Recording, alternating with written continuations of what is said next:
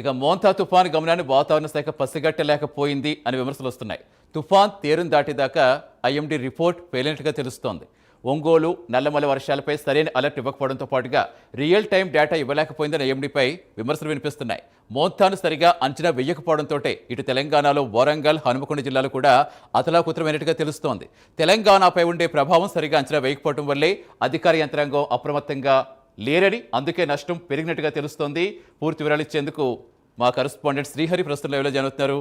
శ్రీహరి, అసలు ఏంటి నిజంగా ఇప్పుడు ఇంత టెక్నాలజీ వచ్చింది, ప్రతిదీ మినిట్ టు మినిట్ అప్డేట్ ఇస్తున్నాం అని చెప్తున్నారు. బట్ ఇక్కడ చూసుకుంటే సరే, ఇప్పుడు తుఫాన్ దిశ మార్చుకోవటం అవన్నీ ఓకే, అవన్నీ ఇప్పుడు జరిగేవే. ఇప్పుడు కూడా ఆ తీరం దాకా వచ్చి మన దిశ మార్చుకుని ఇమీడియట్గా వెళ్ళటం అది మన చేతుల్లో లేదు. బట్ ఎక్కడెక్కడ ఎఫెక్ట్ ఉంటుంది అనేది చెప్పే ఆస్కారం అయితే ఉంటుంది కదా. ఎందుకు ఆ విషయంలో ఫెయిల్ అవుతున్నారు? అసలు నిజంగా ఏం చెప్తుంది? దీనికి సంబంధించి ఎవరైనా స్పందిస్తారు అధికారులు? రైట్ సతీష్, ఖచ్చితంగా మీరు చెప్పింది ఏదైతే ఉందో ఐఎండీ తుఫాన్ తీవ్రతనైతే దాని గమనాన్ని అయితే సరి గుర్తించలేకపోయింది. దీనిపైన కూడా నిపుణులు అయితే తీవ్ర విమర్శలు అయితే వినపడుతున్నాయి. ఇందులో ప్రధానంగా చూసుకున్నట్లయితే 26, 27, 28 తేదీలు ఏవైతే ఉన్నాయో వీటిల్లో ఐఎండీ కూడా నివేదిక అయితే సమాచారం అయితే ప్రకటించింది. ఈ 26, 27, 28 తేదీల్లో తీవ్ర తుఫాన్ రాబోతుంది. ఉదాహరణకు చెప్పుకోవాలంటే దివిసీమ తరహా తుఫాన్ అయితే రాబోతుంది అంటూ కూడా కొంత హడావిడి చేసిన పరిస్థితి అయితే కనబడతా ఉంది. దానికి సంబంధించి ఇటు ఒక పక్క రాష్ట్రం ఏపీలో అయితే దానికి ఆ స్థాయిలో తుఫాన్ వస్తుందేమో అనే అనుమానంతో కూడా రాష్ట్ర ప్రభుత్వం అయితే అలర్ట్ అయ్యి అధికారులంతా కూడా అలర్ట్ చేసి ఎప్పటికప్పుడు ఎక్కడికక్కడ సమాచారాన్ని సేకరిస్తూ అంతా కూడా అధికారులను అయితే అప్రమత్తం చేసిన పరిస్థితి కనబడుతూ ఉంది. కానీ ఐఎండీ ఇచ్చిన నివేదిక రిపోర్ట్ ఏదైతే ఉందో ఆ రిపోర్ట్ను మనం గమనంగా పరిశీలించినట్లయితే 26 తారీఖు, 27 తారీఖు అర్ధరాత్రికి 11:30 గంటలకైతే తీరం దాటుతుంది, తీరాన్ని తాగుతుందంటూ కూడా ఐఎండీ రిపోర్ట్ ఇచ్చింది. కానీ ఇక్కడ చూసుకున్నట్లయితే 27 తారీఖు తీరాన్ని తాటలేదు, 28వ తారీఖు మనకి తీరాన్ని తాకింది. అది కూడా కాకినాడ దగ్గర తీరం దాటుతుందని ఐఎండీ రిపోర్ట్ ఇచ్చింది. కానీ అక్కడ తీరం దాటలేదు. మనం ప్రధానంగా చూసుకున్నట్లయితే 28 రాత్రి 8 గంటలకే తీరం దాటింది. అది కూడా మనకి అంతర్వేది ఏదైతే ఉందో మల్కీపురం వద్ద అయితే తీరం దాటిన పరిస్థితి కనపడుతూ ఉంది. ఐఎండీ ఏ రిపోర్ట్ అయితే ఇస్తుందో అదన్నీ కూడా దానికి సంబంధించి ఏదైతే రిపోర్ట్ ఇచ్చిందో అక్కడ అది కాకుండా వేరేదంతా కూడా జరిగిన పరిస్థితి అయితే మనకు కనపడతా ఉంది. దీనిపైన కొంత సీఎం చంద్రబాబు కూడా అసహనం వ్యక్తం చేసిన పరిస్థితి. అధికారులకు కూడా 28వ తారీఖు అయితే సీఎం చంద్రబాబు అధికారులపై కొంత అసహనం కూడా వ్యక్తం చేశారు. ఈ యాక్యురేట్ ఏదైతే ఉందో ఆ సమాచారాన్ని నాకు ఇస్తేనే నేను ప్రజల వద్దకు దీన్ని తీసుకువెళ్ళగలుగుతాను అని చెప్పని కూడా సీఎం చంద్రబాబు అధికారులను అయితే కొంత మందలిచ్చిన పరిస్థితి అయితే కనపడింది.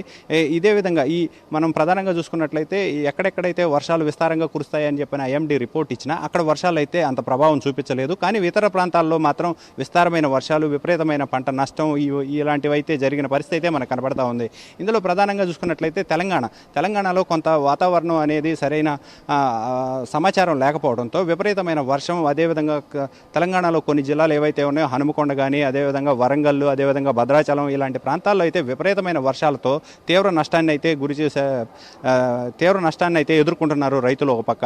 అదేవిధంగా మనకు ప్రకాశం జిల్లా, నెల్లూరు ఏవైతే ఉన్నాయో ఇవన్నీ కూడా తీవ్ర వర్షాలు అయితే కురిచాయి. వాతావరణ శాఖ అయితే ఇవన్నీ ముందు చెప్పలేదు. కానీ తర్వాత చూసుకున్నట్లయితే మనకు వాతావరణ శాఖ రాష్ట్రంలో ఎక్కడైతే వర్షాలు పడతాయో అని చెప్పాయో అక్కడైతే వర్షాలు కాకుండా ఇప్పుడు మనకు ప్రకాశం, బాపట్ల ఏదైతే ఉందో బాపట్ల, అదేవిధంగా పల్నాడు, అదేవిధంగా నెల్లూరు ఇలాంటి జిల్లాలు ఏవైతే ఉన్నాయో ఈ జిల్లాల్లో కూడా మనకు బాగా విపరీతమైన వర్షాలు కురవడంతో రైతులంతా కూడా ఆందోళన చెందుతున్న పరిస్థితి. పంట నష్టం, వరి, మొక్కజొన్న, అదేవిధంగా ఇతర పంటలు ఏవైతే ఉన్నాయో అటు కూరగాయల పంటలు కానీ, అపరాలు కానీ ఇట్లాంటివి, మినుము ఇలాంటివి అన్నీ కూడా పంటలు అయితే తీవ్ర ఇబ్బందులు పడుతున్న పరిస్థితి.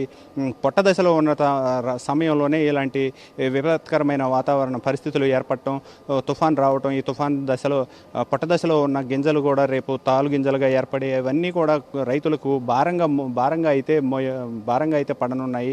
ఈ రైతులకు అంత దిగుబడి అంత చేతికి కూడా రాకపోయే పరిస్థితి అయితే కనబడతా ఉంది.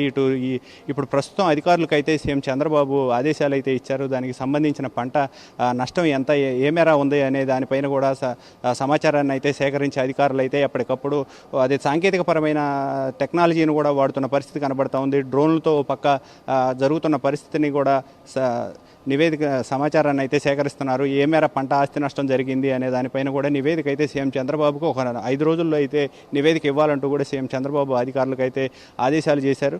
ఈ నేపథ్యంలోనే ఐఎండీ ఫెయిల్యూర్ ఏదైతే ఉందో ఈ ఫెయిల్యూర్ మొత్తం తీవ్ర విమర్శలకు అయితే గురి అవుతుంది. వాతావరణ శాఖ సరైన సమాచారాన్ని అయితే ఇవ్వలేకపోయింది. దీనికి సంబంధించి కొంత ఎవరైతే నిపుణులు ఉన్నారో వారు కూడా కొంత విమర్శలు అయితే చేస్తున్న పరిస్థితి కనబడతా ఉంది. అటు తెలంగాణలో ఇటు ఆంధ్రాలో విస్తార వర్షాలు కురవడంతో పంటలు అయితే తీవ్ర నష్టపోయిన పరిస్థితి కనబడతా ఉంది. Right Srihari, yes thank you. మొత్తంగా ప్రకృతి విపత్తులు అయితే ఎవరు ఆపలేం, కానీ ఆ ప్రకృతి విపత్తు ఎక్కడ సంభవిస్తుందో తెలిపే వాతావరణ శాఖ మాత్రం పూర్తిగా అలర్ట్ చేయడంలో చాలా అది పేలినట్టుగానే చాలామంది నిపుణులు అయితే భావిస్తున్నారు. మరీ ముఖ్యంగా నష్ట నివారణ చర్యలు అయితే ప్రభుత్వాల బాధ్యత ఉంటుంది.